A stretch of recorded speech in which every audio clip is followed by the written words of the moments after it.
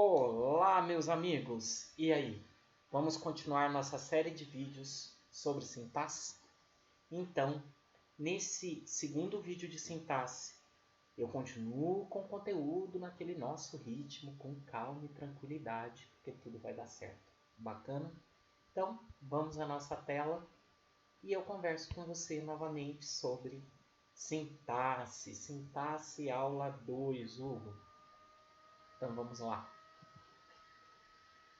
Agora, senhores, primeiro nós conversamos sobre o quê? Sobre os termos essenciais da oração, sujeito e predicado.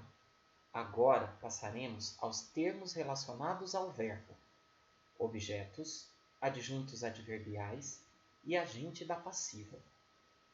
Primeiro, complementos verbais, os chamados objetos. Para isso, é muito importante a nossa revisão de transitividade verbal. Hugo, eu já ouvi isso. Eu sei, mas eu quero de novo. Então, olhe lá. Os verbos, eles entrarão em duas categorias principais.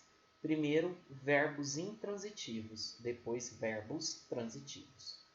O que é um verbo intransitivo? É aquele que consegue expressar uma ideia por inteiro, sozinho, e não precisa de um complemento diante dele.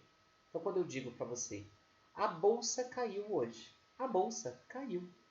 Hoje é uma circunstância de tempo somente. Então, o verbo cair não precisa de complemento. Ele expressa a ideia por inteiro, sozinho.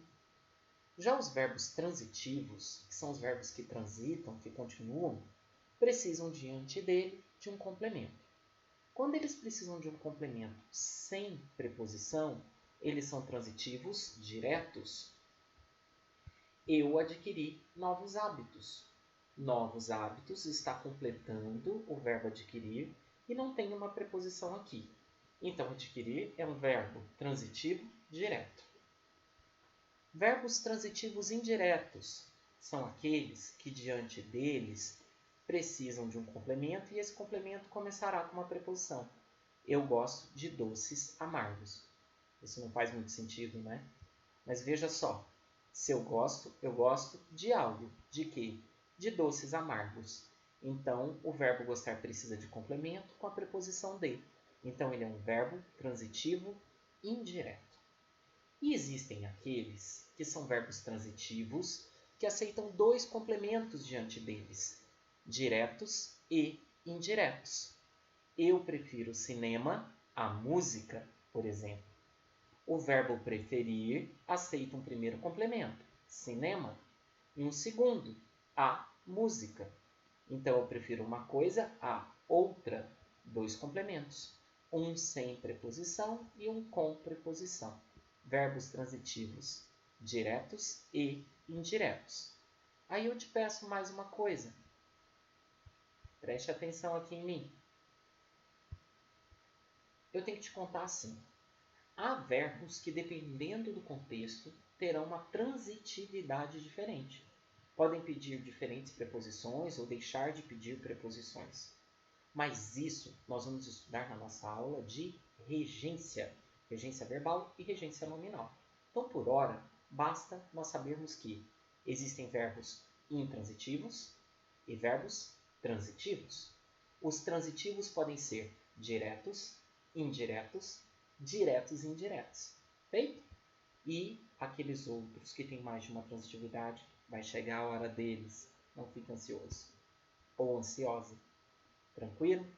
Agora voltamos aí ao nosso slide e eu vou continuar com você.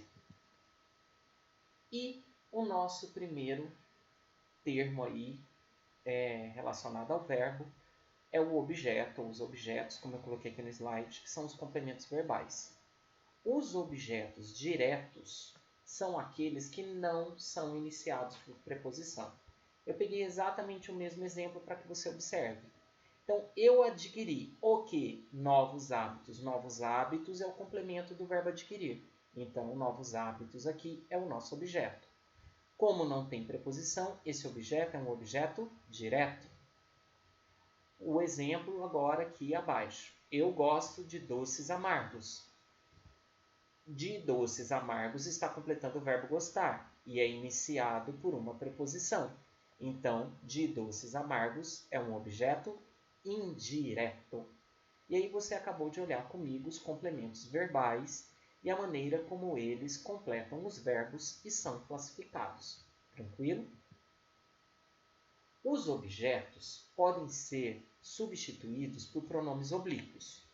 Os pronomes oblíquos o, a, os, as podem substituir objetos diretos. Lhe e lhes, objetos indiretos. Opa, mas essa lista de pronomes oblíquos não está completa, concorda comigo? Então, é o seguinte. Os demais pronomes oblíquos eu vou ter que avaliar de acordo com o contexto. Eles podem desempenhar tanto a função de um objeto direto quanto de um objeto indireto. Então, lá na oração, você vai avaliar a transitividade do verbo para poder classificar esses outros pronomes que desempenham essa função como objetos diretos ou indiretos. Porém, esses que estão aqui no slide, certo? Sempre serão dessa maneira. O, a, os, as, objeto direto. Lhe e lhes, objeto indireto. Bacana? Então, aqui eu encerro a minha explicação sobre objetos, certo? E eu já vou emendar nesse mesmo vídeo a nossa aula 3. Hugo, por quê? Porque a explicação sobre objetos foi mais curtinha. Então, seguindo aqui comigo. Adjunto adverbial e agente da passiva. Vamos lá? Adjuntos adverbiais apresentam circunstâncias de um fato verbal, tempo, modo, lugar e por aí vai embora. Há vários sentidos possíveis que podem ser atribuídos a um adjunto adverbial. Então, olhem só. Lá atrás, quando eu disse assim, por exemplo, a bolsa caiu hoje. Esse hoje não é complemento do verbo cair. Ele indica uma circunstância de tempo. Qual que é a circunstância de tempo desse verbo cair? A bolsa caiu quando? Hoje. Então, essas palavras que estão ali funcionando como um termo dentro da oração, indicando uma circunstância do fato verbal, são os chamados adjuntos adverbiais. Estão junto a um verbo, apresentando uma circunstância do fato verbal. Certinho? Então, voltando lá, eu quero mostrar exemplos. Hoje estaremos em reunião. Hoje é um adjunto adverbial de tempo. Em Anápolis, a indústria farmacêutica é de grande porte. Em Anápolis, um adjunto adverbial de lugar. As compras são entregues rapidamente. Rapidamente, adjunto adverbial de modo. Então, esses adjuntos adverbiais indicam o quê? Uma circunstância do fato verbal. E aí chegamos ao agente da passiva. Indicam quem é o agente do fato verbal, mesmo o verbo estando na voz passiva. Volte aqui comigo, vamos conversar sobre isso. Verbo na voz passiva. Opa! Verbo na voz passiva. O verbo está na voz passiva quando o sujeito é alvo do fato verbal. A ponte foi construída por eles.